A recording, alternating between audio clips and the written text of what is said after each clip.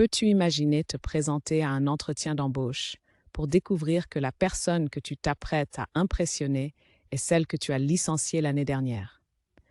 J'ai dégluti, mon cœur battant comme un marteau contre ma poitrine alors que je me tenais devant la porte verrouillée du bureau. Soudain, sa voix a résonné derrière moi. Es-tu prêt? Alors que nous étions assis dans son bureau, elle a commencé à enregistrer notre conversation. Un rappel brutal que chaque mot que je prononcerais aurait du poids. Elle a commencé par des questions basiques, mais a ensuite demandé quelles étaient mes faiblesses. J'ai avoué que mon tempérament avait été mon talon d'Achille, une force destructrice qu'il avait autrefois laissée en plan. Cependant, je lui ai assuré que j'avais eu un électrochoc et que je m'efforçais activement de dompter ce dragon.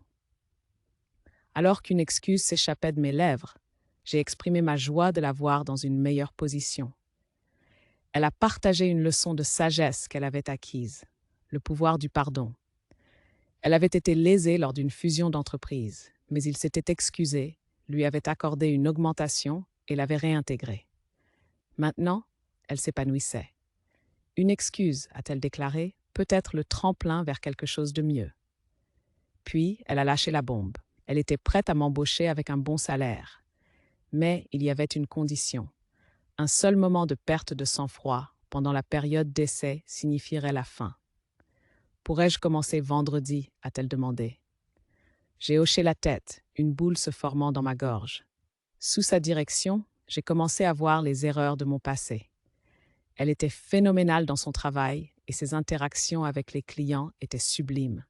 Si je l'avais formée correctement dès le départ, elle aurait facilement pu maîtriser les tâches que je lui avais confiées.